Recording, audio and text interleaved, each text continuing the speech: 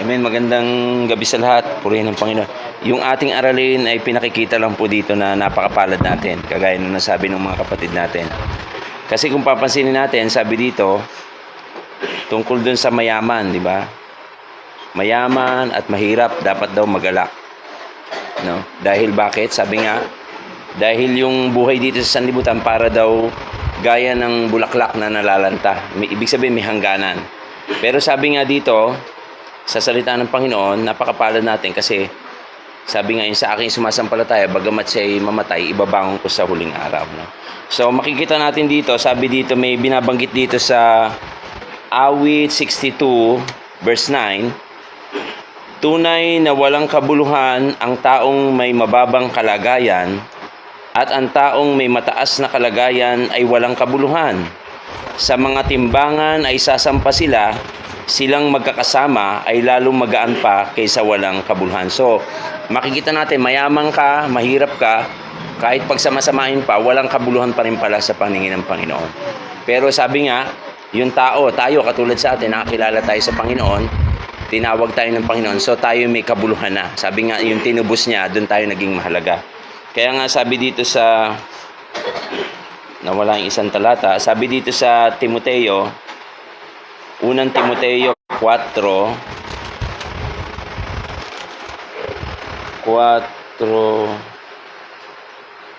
sabi sa 8, sapagkat sa pagsasanay ng katawan ay may kaunting pakinabang. Ngunit ang kabanalan sa lahat ng mga bagay ay pinakikinabangan naman na may pangako sa buhay na ito at sa darating. So, makikita natin, malaki yung pagkakaiba ng kahit mahirap ka o mayaman ka, pag ikaw tinawag na ng Panginoon, napakalaki ng pagkakaiba.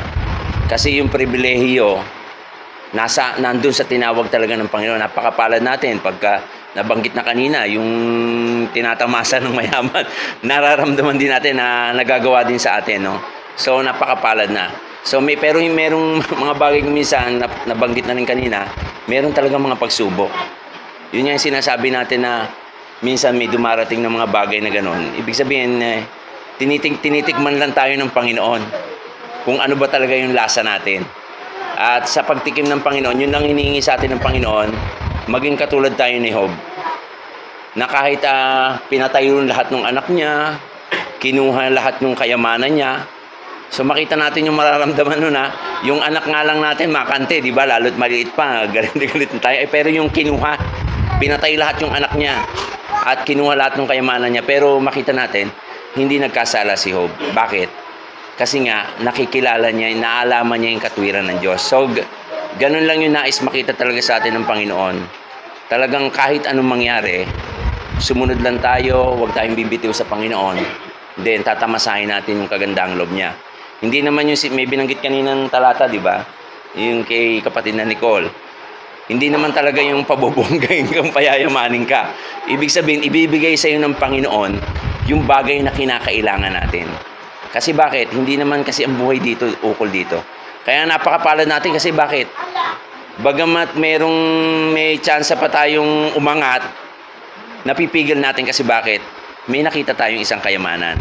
Binili natin yung bukid na yon. Ngayon, sumugal na tayo doon, ituloy-tuloy na natin kasi bakit? Sabi ni Apostol Pablo, hindi ako gaya ng, alimutan ko yung talata, sumusuntok, gaya ng sumusuntok sa hangin. Yung niya talaga sigurado kasi bakit?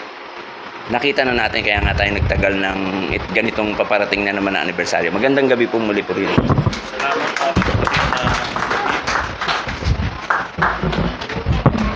Magandang gabi po sa bawat isa. Maganda yung pakikinig dun sa mga bahagi ng mga kapatid. No? At siguro magdadagdag na lang ako. Kasi yung tungkol dun sa sinabing mayaman, no? Halimbawa si Haring David, may mga ginto siya, may mga pilak siya. Pero bakit hindi siya na mayaman? No? Kasi sa pananalita niya, no, sa kronika, nung inihandog niya na, sabi, may parte doon na sinabi niya na sapagkat ang lahat ng mga bagay ay nangagmumula sa iyo at ang iyong sarili ay aming ibinibigay sa iyo. Kahit na meron siya mga ginto, pilak, hindi niya yun kinakanya. kundi inaari niya na sa Diyos yun. At sabi niya, sapagkat kami ay mga taga-ibang lupa sa harap mo at mga nakikipamayan gaya ng lahat naming mga magulang. Ang aming kaarawan sa lupa ay gaya ng anino at hindi nagtatagal. Ganun yung paniniwala niya kahit may mga ginto siya, pilak siya. Hindi niya inari yun sa kanya, kundi sa Diyos nang galing. At kapag meron siya, sa Diyos pa rin yun. Kaya hindi siya naari na mayaman. Ngayon sa atin, no, may pangangaral dun sa Lucas, di ba? Isa dun sa binhi, yung napangaralan ng salita, sabi sa 8:40 ng Lucas, at ang nahulog sa dawagan ay ito, ang nangakinig, at samantalang sila'y nagsisiyaon sa kanilang lakad, ay iniinis sila ng mga pagsusumakit at mga kayamanan at mga kalayawan sa buhay na ito at hindi nagbunga ng kasakdalan. Yun yung mga iniinis sila ng mga merong pagkatukso sa kanila. Hindi nila nilabanan, kaya hindi nakapagbunga ng kasakdalan. Pero sa atin, sabi nga, mapalad yung nagtitiis ng tukso.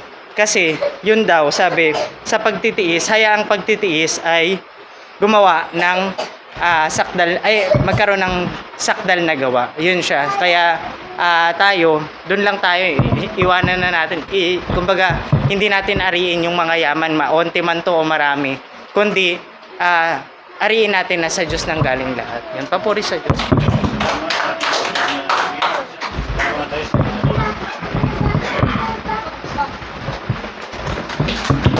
Magandang gabi sa bawat sapuri, Panginoon, sa mga naka-online. Dadagdag tayo ng konti, no? Dito sa ating aralin, no? Gawak na yung dun sa pagtitis sa tukso, no? Dadagdagan natin ang konti. Kasi yung hindi naman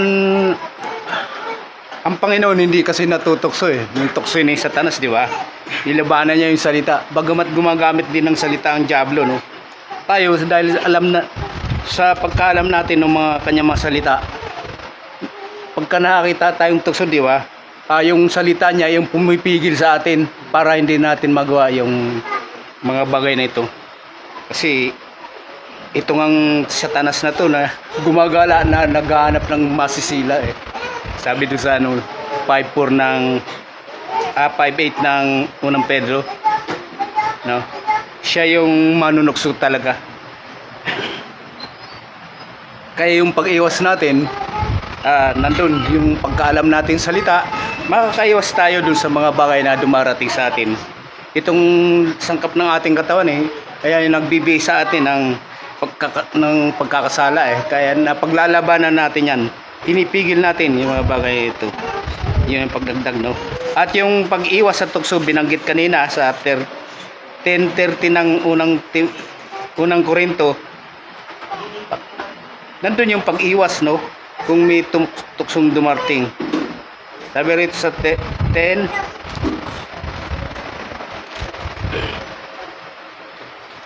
nabanggit na ito ni kapatid na Alwin kanina. Babasahin ko na lang muli ulit, no?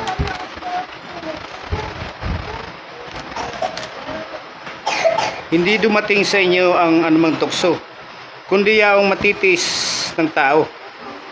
Kaya nga kalakip talaga yung pagtiis Ang magtiis hanggang sa wakas ay malilitas, no? Sabi ni Mateo doon sa 24:13, no? Datapwat tapat ang Diyos na hindi niya itutulot na kayo tuksoin ng higit sa inyong makakaya, kundi kalakip din ng tukso ay gagawin naman ang paraan ng pag-ilag upang ito'y inyong matiis. Kaya pagka nandun yung tukso, talagang may titising ka na hindi mo gawin yung mga bagay na yun para wag kang magkasala. Dito pa sa unang natin aralin, yung 9, maganda rin to Sabi rito sa 9, tatapat ang kapatid na mababang kapalaran ay magmapuri sa kanyang mataas na kalagayan. Bakit sinabing mataas na kalagayan? Yung mababang kapalaran, no? Meron ka nang, di ba, duka, di ba? Mababang kapalaran yung binigay sa kanya Kasi ito yung pinili talaga ng Diyos, no?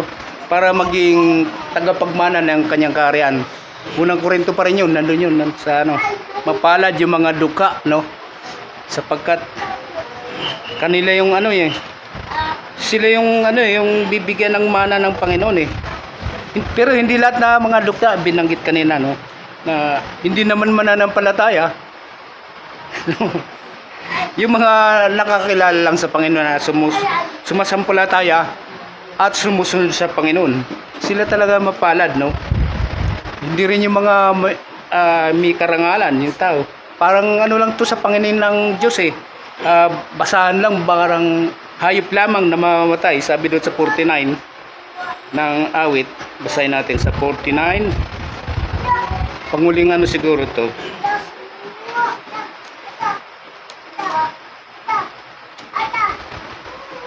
Parang hayop lang na mamatayan eh. Sa 49:16,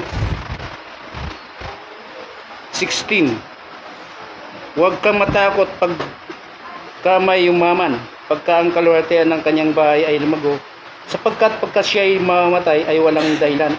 Dadalhin ang kanyang kaluwalhatian ay hindi bang susunod sa kanya. Talon tayo sa 20. Taong nasa karangalan at hindi na ay gaya ng mga hayop na mamamatay. Panginoon, magandang gabi. Sunod natin ang ating kapatid na Herman.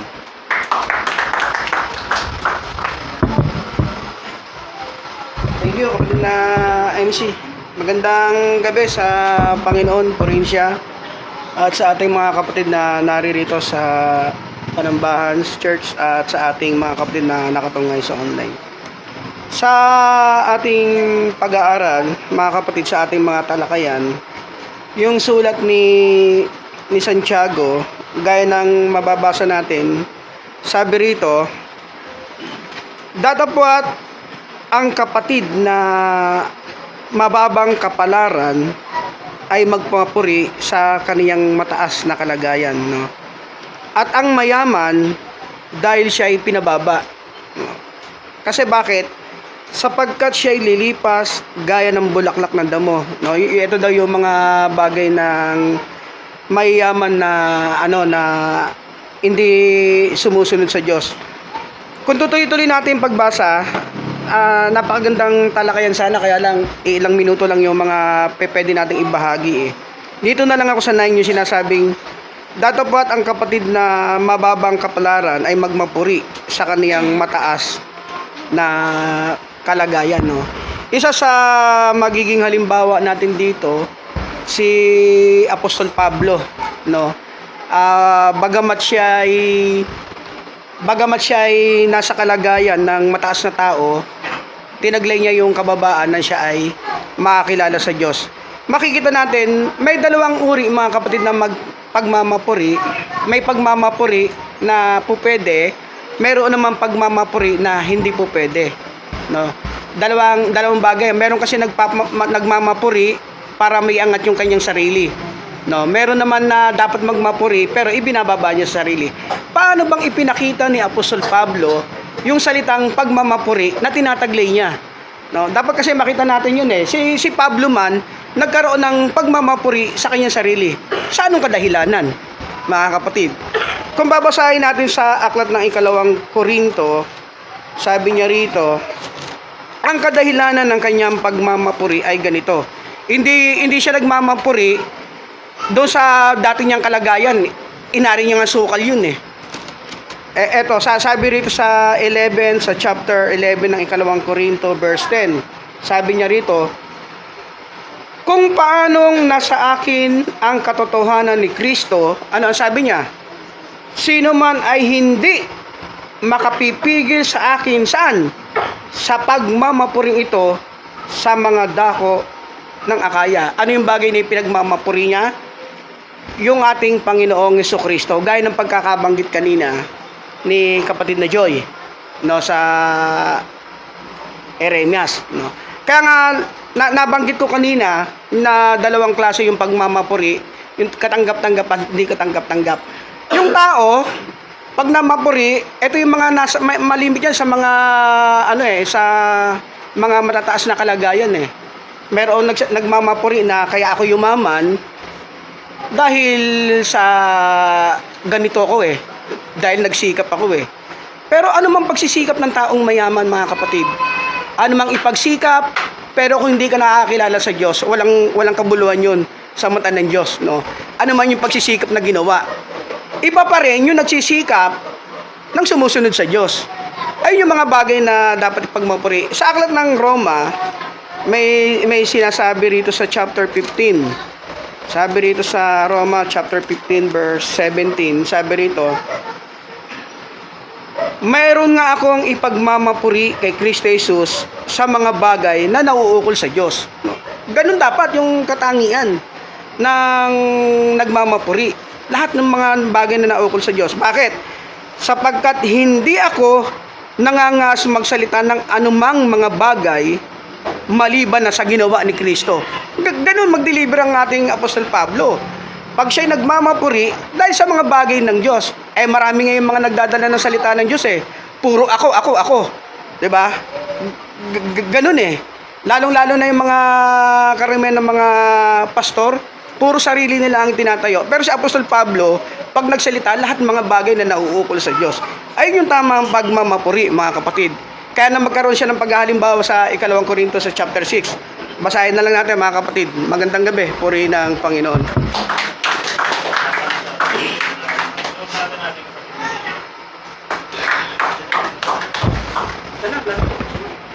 Magandang gabi, purihin ng Panginoon at saka dyan sa online.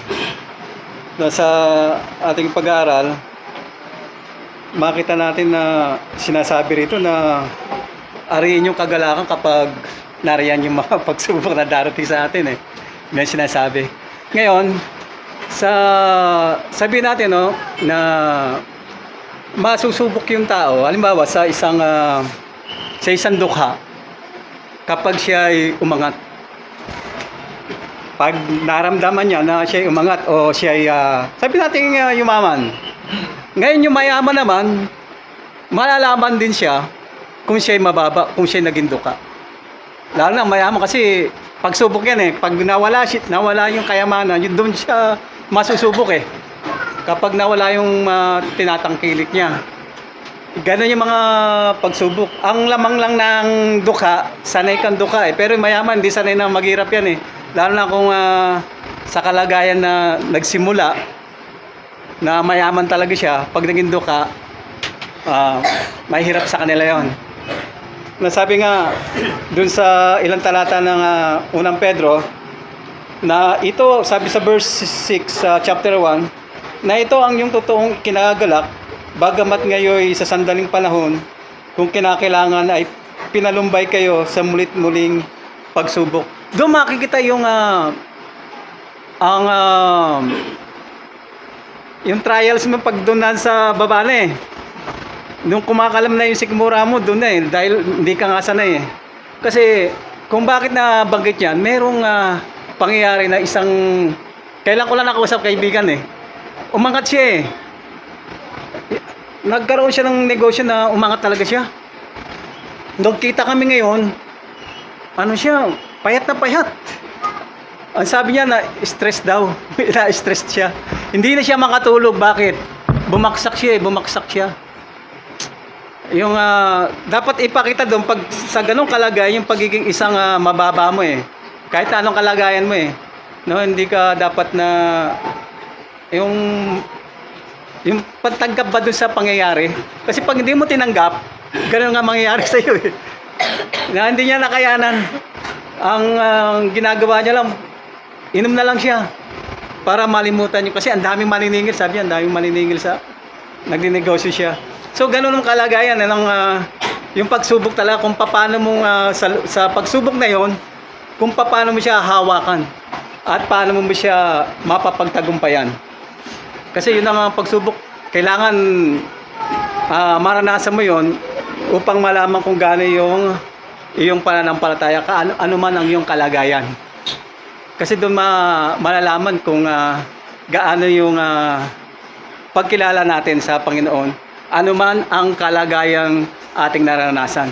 Pagbaksak, o pag-angat. Parehas humility ang dapat yan pagiging isang mababa At pagtanggap doon sa pangyari sa yung buhay at pagkapit doon sa Panginoon. Ano mang kalagayan, sabi ni Apostol Pablo, no, kaya mong i-handle pagiging isang mahirap at pagiging isang sagana. Marunong ako magpakababa, marunong din magpakataas, sabi niya ganon, dahil kay Kristo. Huwag mong aalisin yung pananampalataya mo sa Panginoon kasi kinakailangan maranasan mo yung ganitong pagsubok. Doon, sabi nga, ariin mong galak, kaya doon mo mapapatunayan yung salitang pagsubok sa oras na pangyayari ngayon. Kaya nga ikagalak mo kasi doon ka na masusubukan. Purihin ang Panginoon. Maraming salamat po.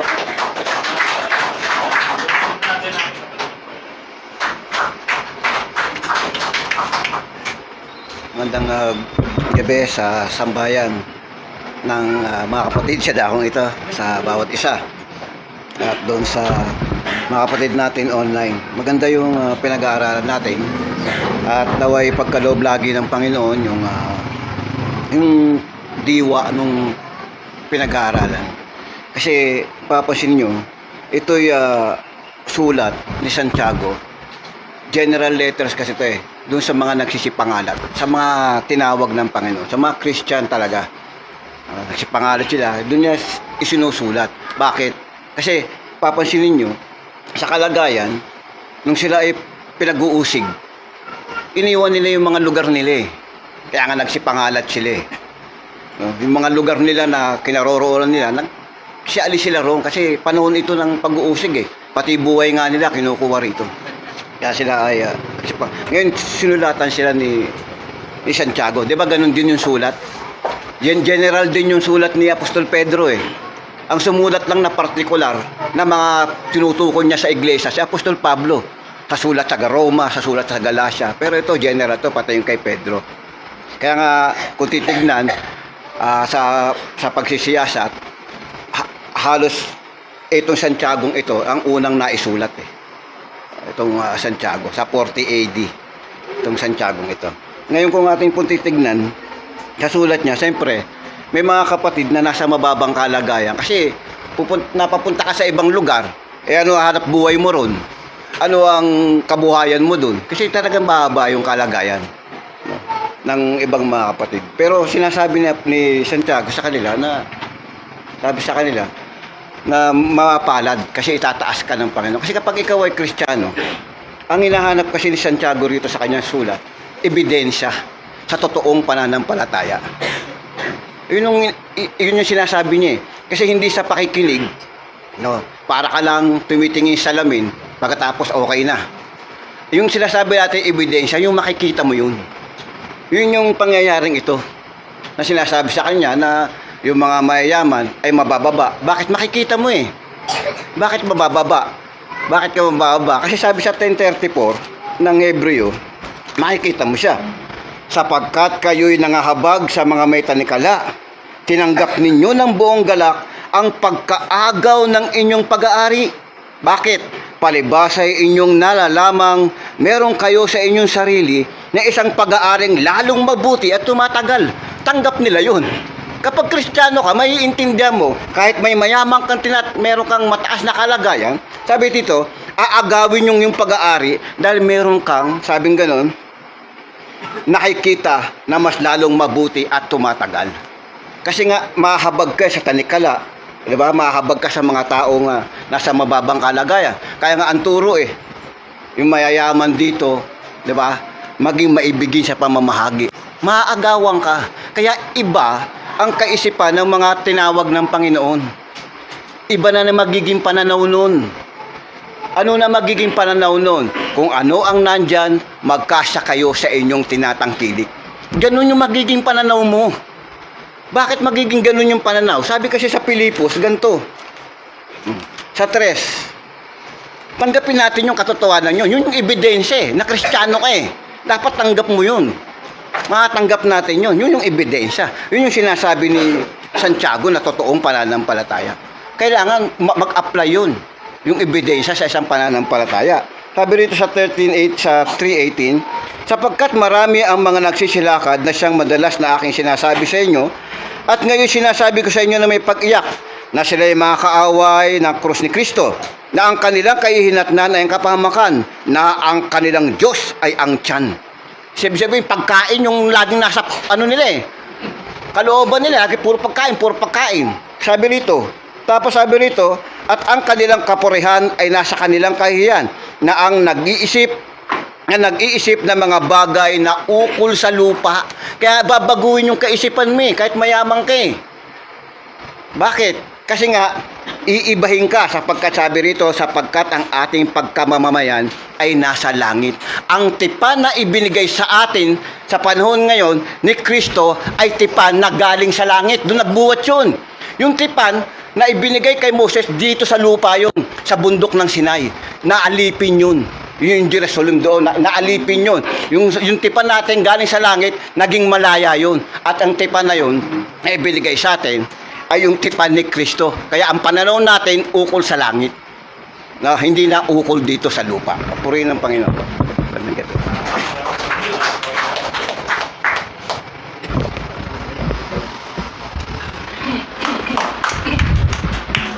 Salamat sa Panginoon at magandang gabi sa lahat. Sa lahat po na naka-online sa atin, na nakikinig ngayon, sa nanonood sa ating gawain. Magandang gabi sa inyo. Pagpalain po kayo ng Panginoon. At sa mga kapatid natin na latecomers, pero narito pa rin sila.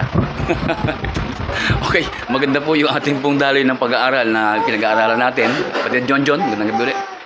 Sa pinag-aaral natin na talagang patungkol doon sa dalawang kalagayan ng tao dito sa mundo, no? Kasi ang Diyos kasi matalino kasi ang Diyos Hindi niya pwedeng gawin lahat mahirap. Hindi niya pwedeng gawin lahat mayaman. So bahagi ito ng ginawa ng Diyos na ibalanse yung kalagayan ng tao dito sa lupa. Ngayon sa atin kasi, na sinasabi na magalak tayo, bagamat tayo yung wala dito sa libutan ito. Kasi meron talaga tayo. Meron talaga tayong pag-aari dito. Kaya ang sabi ni Job, doon sa 22:25, sabi dito, kasi ang salita ni Apostol Pablo napaka hiwaga Sabi rito sa 22:25 ng aklat ni Job, at ang makapangyarihan sa lahat ay magiging iyong kayamanan at mahalagang pilak sa iyo. Ayan. Ito yung kayamanan natin. Na bagamat wala tayo, no? Misa sabi nga kanina, naaagawan pa tayo. Dahil sa mga bagay na ginagawa natin paglingkod sa Panginoon. Kasi bakit? Alam natin na meron tayong hinihintay na kayamanan na hindi naaagaw, hindi nabubulok. Kaya nga ang sabi nga dito sa isang talata ng Kawikaan, sa chapter 13 verse 7, may nagpapakayaman gayon may walang anuman. Diba? Marami ngayon halos ginugugol yung panahon sa sa salapi, pagpapakayaman. Pero sinasabi dito, walang anuman yung ginagawa nilang yun, pagpapakayaman. Kasi bakit? Mauwi sa lahat yun Pagdating ng Panginoon, pagdating ng araw, susupukin lahat ng mga bagay. Ano ang kalagayan? Kung mamatay man, iiwanan mo rin yun. Wala rin kabuluhan, di ba? Pero sabi dito, may nagpapakadukha. Gayon man, may malaking kayamanan. Sino tinutukoy nito? Natural, yung mga Kristiyano. Hindi yung Kristiyano sa ibig. Yung Kristiyanong totoo na sinasabi natin, ito yung mga mayroon malaking kayamanan na hinihintay. Kaya nga si Apostol Pablo na magsalita dito sa 2 Korinto, sabi niya rito, sa chapter 6, sabi sa 6:10, tulad sa nangalulungkot, gayon may laging nagagalak. Tulad sa mga duka, gayon may nagpapakayaman sa marami. Gaya ng walang anumang pag-aari, gayon man meron ng lahat ng mga bagay. Kaya nga salitang ito yung ginagamit ng mga ilan na mga sekta na sinasabi nila na pagkapag anak ka ng Diyos, kailangan mayamang hindi ka luka. Kasi si Apostol Pablo sinabi niya meron lahat ng mga bagay. Hindi nila pag-unawa ito. Bakit sinasabing meron lahat ng mga bagay? Kasi nga, ang Panginoon na yung kayamanan mo Sa 8:17 ng Roma, kung maunamaan lang nila to, sabi dito, ganito sinasabi dyan, at kung mga anak ba tayo ng Diyos? Tanungin natin. O yan, mga anak tayo. Kasi bakit natin nasasabi mga anak tayo? Kasi narito yung patutuo ng Espiritu Santo. Kapag ang isang kapisanan pinapatnubayan ng Espiritu Santo, sila yung mga anak ng Diyos at tagapagmana. Tandaan po natin yan. Sabi dito, at kung mga anak ay mga tagapagmana nga, mga tagapagmana sa Diyos, at mga kasamang tagapagmana ni Kristo, kung gayon nga, makipagtiis tayo sa Kanya upang tayo'y lumulahati naman kasama niya. Kaya nga, sabi rito, tagapagmana sa Diyos at mga kasamang tagapagmana ni Kristo. Ibig mo, gaano tayo kayaman yan? Yung Diyos na pinakamayaman sa lahat ng mga bagay. Di ba? Makakasama natin balang panahon, balang araw. Magandang gabi po at salamat sa Panginoon. Salamat sa ating mga kapatid. Tayo po itadapon na sa ating kapatid na haligi. Sa ating kapatid na Gillian.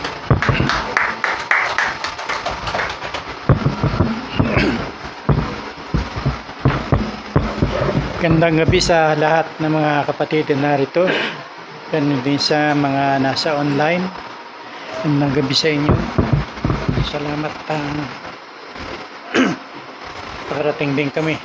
Bagamat medyo na late ng bahagya. Sobra kasing traffic. Dito sa ating pag-aaral sa gabi ito, napakaganda yung pagkatalakayan ng mga kapatid dito. Dito yung sinasabi rito sa ating dito sa 9, Santiago 1:9, sinasabi rito na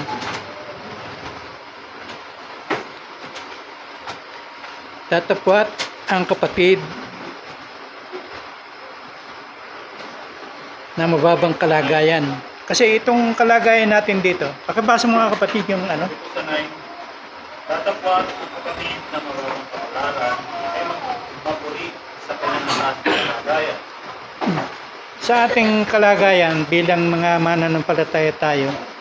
Minsan talagang nasa mababang kalagayan tayo kung ikukumpara natin tayo sa ibang mga hindi mananampalataya. Kasi ano ba ang mga dahilan? Kasi sila kahit linggo wala silang sige lang ang kanilang paghahanap buhay para sa buhay na ito eh. Pero tayo, hindi ganoon ang ating dahil may mga salita tayong pinangahawakan. Unang-una yung sinasabi sa Timoteo na kung meron kayong pagkain at pananamit, masiyahan na tayo doon. Kaya tayo, hindi tayo makasabay sa kanila sa ganung dahil merong tayong mas pinahalagaan kaysa sa buhay na ito. Yan ang katotohanan yan.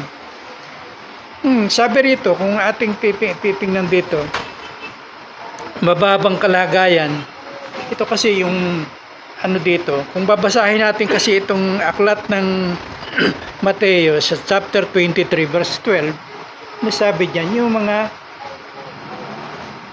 pakibasa mo kapatid. Sa Matthew chapter 23 verse 12, at sino mang nagmamataas ay mabababa, at sino mang nagpapakababa ay Matataas. Ito yung sabi niya sa Timoteo, hindi natin mapapasubalian ito talaga. Yung nagmamataas pag bumagsak yan talagang malakas ang impact niyan pag bumagsak. Kaya merong mga mayayaman na kahit mayaman nakakaisip mag-suicide dahil nga doon sa pag yung kanilang kayamanan ay bumagsak, hindi nila matanggap. Pero tayong mga nasa sa Panginoon, hindi naman siguro kaila sa inyo. Kaming mag-asawa talaga, natutunan namin talaga yung maagawang kami ng mga pag-aari sa katotohanan. Kung hinangad ko na maging mayaman ako rito sa sanlibutan, pwede rin sana. Pero mayroon akong pinahalagahan na mas mabuti kaysa sa rito sa kayamanan sa sanlibutan ito. Hindi ko inokondena yung mga mayayaman ngayon, yung mga nagtatamo ng malalaking kabuhayan. Hindi natin inaanuhan yan. Kaya lang, mayroong payo na yung mga mayayaman, maging maibigin sila sa pamamahagi, sa pamimigay. At huwag silang manangan doon sa yaman na hindi mananatili. Kailangan doon sa yaman na mananatili. Ano ba yung kayamanang mananatili sa atin? Sa 20 ng Matthew, sabi doon, huwag kayong magtipon ng mga kayamanan dito sa lupa. Pwedeng sirain ng tanga, pwedeng nakawin ng magnanakaw. Saan tayo? Anong kayamanan ang tinutukoy sa atin dito na dapat nating impukin? Sa panahon ito, na alam natin, nakikita na natin yung mga panahon na palapit tayo ng palapit doon sa talagang kinakailangan na itong sanlibutan ito ay maaaring wasakin, maaaring kailangan paghandaan natin yung kayamanan sa langit. Yun ang kinakailangan nating ma-absorb, yung kayamanan sa langit, hindi yung kayamanan sa hindi sa pag ano sa inyo. Itong kabiya ko, inagawan din niya ng malaking mga pamangkin, mga anong payo ng protector sa amin noon? Pabayaan na ninyo. Huwag na ninyong hayaan na ninyo. Mayroon kayong Diyos. Kaya hindi na namin binalak namin noon na ipaglaban ito dahil nga doon sa mga kapatid ng asawa ko, sa mga pamangkin ng asawa ko, na ako'y naawa talaga ako dahil yun na lang ang inaasahan ganun pa nangyari. Ngayon, sabihan kami ng banal na espiritu na pabayaan na. Nanahimik na lang kami. Hinayaan na lang, pinasadyos na lang namin kung ano man. Ako yung karanasan ko rin bilang na naagawan din ako ng mga pag-aari ko. Dapat ako nasa abroad noon pero tinawag ako rito Pero dito ako namalagi sa pagkatawag, hindi doon sa pag-iisip ng sayang kung yun ang inisip. Pero hindi ko hinahatulan yung mga ngayon ay nasa abroad, ngayon ay kumikita roon, sapagkat mayroong paraan ng Diyos para ang bawat isa sa atin maabot yung ating mga pangangailangan. Maaaring paraan ng Diyos yan na makapunta sila doon para dahil wala naman silang inaasahan dito kundi kung ano lang yung ipagkaloob ng Panginoon. Kaya minsan ang Panginoon gumagawa rin niya ng paraan para sa mga kapatid natin. Gaya ko, ang ginawa ng Panginoon sa amin, isang ko rin na nakakatulong sa amin sa pangailangan namin. Kaya ganun siguro ang natin. Pero dito sa atin, sinasabi rito yung magpakababa sa atin. Kasi sabi rito sa Santiago, 4:10 ng Santiago, sabi rito, pagpakababa kayo sa paningin ng Panginoon at Kanyang itataas kayo sa kapanahunan. Ang Panginoon ang bahala magtaas sa atin, huwag tayong magpakataas sa atin sarili. Kaya inihintayin natin yung Panginoon ang magtaas sa atin. Kasi gaya rito, sabi rito na yung mababang kapalaran, kung hindi naman tayo nagugutom, kahit nasa mababang kalagayan tayo, kapalaran, hindi naman tayo pinabayaan ng Diyos. Kasi sabi ang Diyos sa Awit 34:25, ako yung naging bata at ngayon matanda, pero hindi ko nakita na yung matuwid ay pinabayaan lagi. Basta wag lang tayong bibitaw, kapit lang tayo, yun lang ang natin.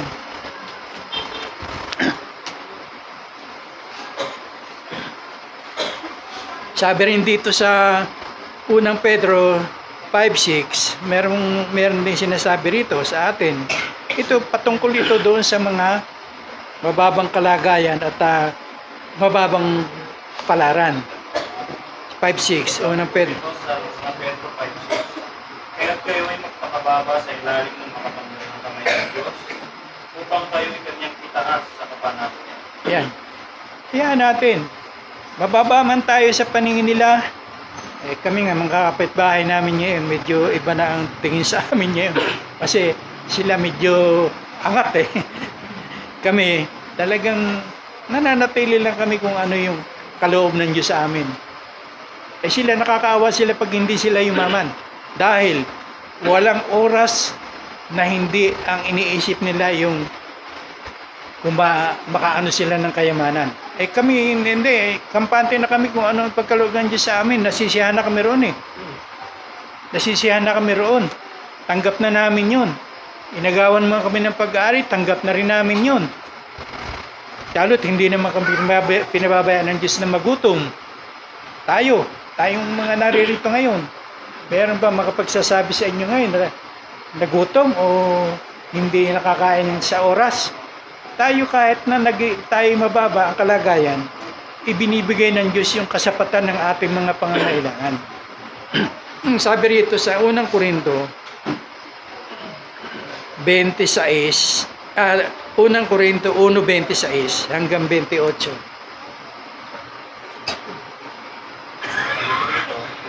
Sapagkat mas galing nyo ang sa inyo'y pagkatawag mga kapatid, na hindi ang maraming marunong ayon sa laman, hindi ang maraming kapangyarihan, hindi ang maraming mahal na tao ang mga tinawag, kundi pinili ng Diyos ang mga bagay na kamangmangan sa lipunan, upang piliin niya ang mga marunong, Tuloy pa. upang piliin niya ang mga marunong, at pinili ng Diyos ang mga bagay na mahihina sa lipunan, upang piliin niya ang mga bagay na malalakas. At ang mga bagay na mababa ng sanlibutan, at ang mga bagay na hinamak ang pinili ng Diyos, at ang mga bagay na walang halaga, upang mawalang halaga ang mga bagay na mahalaga. Okay. Upang walang laman ng mga kulit sa harapan ng Yun ang dahilan ng Diyos kung bakit pinili niya yung mga walang may pagmamalaki sa upang walang laman na magmalaki sa harapan ng Diyos. Kasi yung mga mayayaman ngayon, hindi mananampalataya, talagang pinagmamalaki nila yung kanilang kayamanan eh. Yung sinabi, yung binasa kanina ni kapatid na Joy, huwag magmapuri yung sa kanyang kapantasan at huwag din naman magmapuri yung Jeremiah, 9.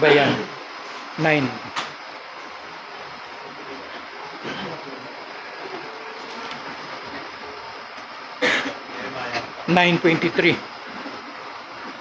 Sabi rito. Ganito ang sabi ng Panginoon, huwag mong papuri ang pantas sa kanyang kaunungan, huwag mong papuri man ang makapangyarihan sa kanyang kapangyarihan, huwag mong magpapuri ang mayaman sa kanyang kayamanan, kundi magpapuri sa ganito at luwalhati na kanyang nauunawa, kanyang nakikilala ako. Ako ang Panginoon na nagsasagawa sa lupa, ang kagandahan ng loob, kahaluan at katwiran, sapagkat sa mga bagay na ito ay nalulugod ako, sabi ng Panginoon. Yun ang ating pwedeng ipagmalaki.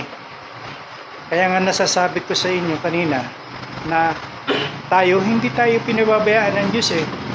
Nandito tayo na siya yung umaano ng kagandahang loob sa atin, na nandito tayo sa ibabaw ng lupa dahil tayo ay tumitiwala doon sa ating Diyos. Nandun yung ating tiwala sa salita ng ating Panginoon. Kaya yun ang dapat nating ipagmapuri. Sa Galatia 4:9, mayroong sinasabi pa rin dyan eh. Sabi ko rin sa Galatia 4:9, tatapot ngayon yamang nakikilala ninyo ang Diyos, kung lalong mabuting sabihin kayo yung nakakilala ng Diyos, bakit nga muling nagbabalik kayo doon sa Maynila at sa mga Okay. kasalat, na sa mga yaoy dinanasan ninyong balik sa pagkain. Yan, isa pa yan na nagiging minsan na kapag hindi natin nabulay yung salita ng Diyos, maaring matukso tayo doon sa kumapit tayo doon sa kayamanan eh. Pero dapat nating ipagmapuri yung tayo nakikilala ng Diyos at nakikilala rin naman natin yung Diyos. Nakikilala rin tayo ng Diyos. Hindi yung nakikilala mo ang Diyos pero hindi ka naman nakikilala ng Diyos. Kasi sa Mateo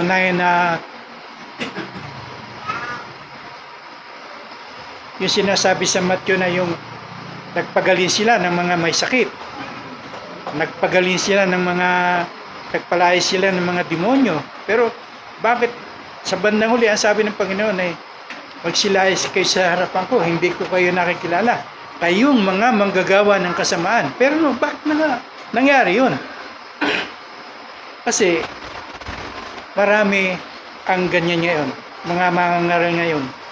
Nakikita mo, nakapanood ako minsan, yung saklay, tinapon, lumakat. Pinagmamalakan yan, nakapagpapalakad sila ng mga pilay. Pero yan, hindi natin alam kung anong napapaloob doon. Ngayon, dito sa ating pag-aaral sa gabing ito, sabi rito sa Mateo 5:3 ng Mateo, ganito rin ang sinasabi rito eh. Yung tungkol pa rin sa pagpapakababa. Itong mga nagpapakababa, ito yung magmamana ng kaharian. Sa 5 3. ng Mateo, mapapalad ang mga magpapakumbabang loob sapagkat kanila ang kaharian ng langit. Yung mga mapagpakumbabang loob, at yan nagaganap dito lang sa kapisanan natin, ito nagaganap. Pero sa ibang kapisanan, hindi. Yung mga pastor nila, wag mo matawag na pastor at sisimangutang ka eh. Pero sa atin, ayaw natin patawag. Kung ay minsan ay tinatanong ako, sabi ko, ano lang, kapatid lang? Huwag niyo akong tatawagin na kapatid lang. Kasi may mga nabibisita ako rin sa mga bahay na mga pastor.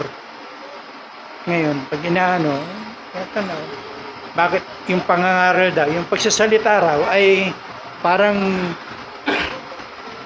ibig sabihin, mayroon tayong sa pangangaral. Mayroon tayong karunungan doon sa pangangaral. Kung pastor ka ba? Sabi ko, hindi, wala sa aming pastor. Ang pastor namin yung ating Panginoon. Yun ang pastor namin. Yung sabi rito sa 10 na sinasabi rito, pakibasa mga kapatid, Santiago 1:10, sabi rito. At ang mayaman dahil siya ay pinababa sapagkat siya ay lilipas ng gaya ng bulaklak ng puso. Ito kasing mayaman, itinulad dito sa damo. Sabi nga rito sa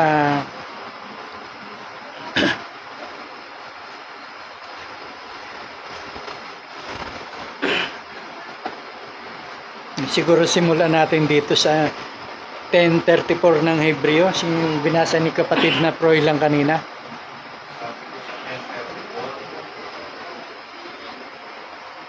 Sapagkat kayo ay nangangarapag sa mga may tanikala at tinanggap ninyo ng buong galang ng pagkaakot ng mag-aari.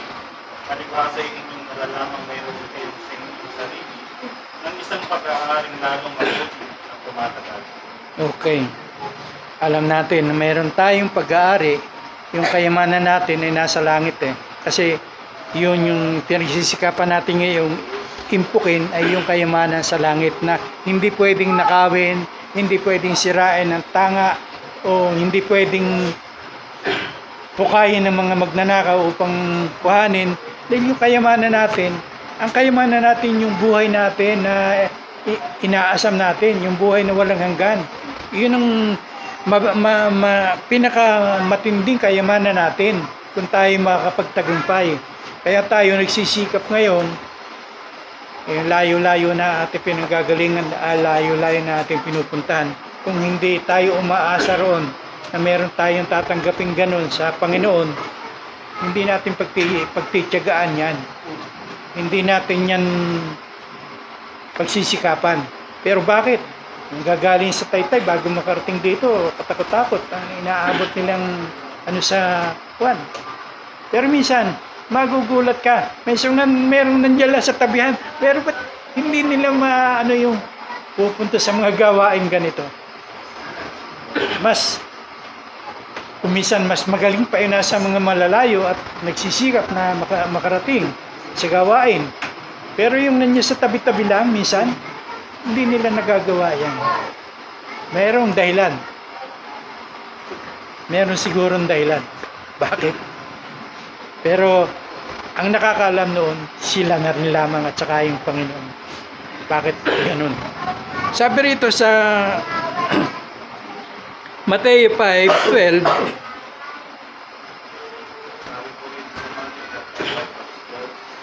Mga galak kayo at mga kaya totoo, sapagkat malaki ang ganti sa inyo sa langit. Sapagkat gayon din ang kanilang pagkabusin sa mga propeta na nangauna sa inyo. ito kasi bahagi ito doon sa mga pinag-uusig tayo.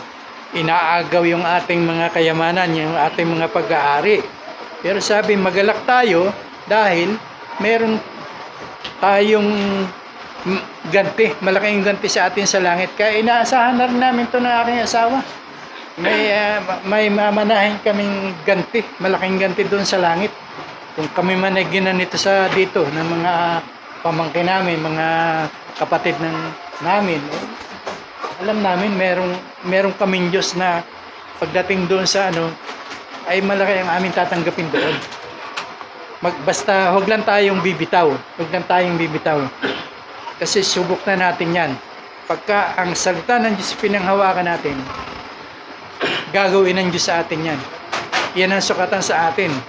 Ngayon, dito sa Isaiah 40 verse 6, meron din tayong mababasa rito, mga kapatid. Sa Isaiah 40:6. Tinig ng isang nagsasabi, ikaw ay tumating at sinabi ng isa, ano ang aking dadaing? Lahat ng laman ay damot at ang lubag at kagandahan niyo ay parang bulaklak ng parang. Ang damo ay natutuyo at ang bulaklak ay nalalanta sapagkat ang hinga ng Panginoon ay umiinig doon. Tunay na ang bayan ay damo. Ang damo ay natutuyo at ang bulaklak ay nalalanta. Ngunit ang salita ng ating Diyos ay mamamalagi pagpakailan. Yan. Kaya nga sabi ko, panghawakan natin yung salita ng Diyos dahil yan hindi yan mawawala, hindi yan malalanta. Yan laging sariwa. Uy,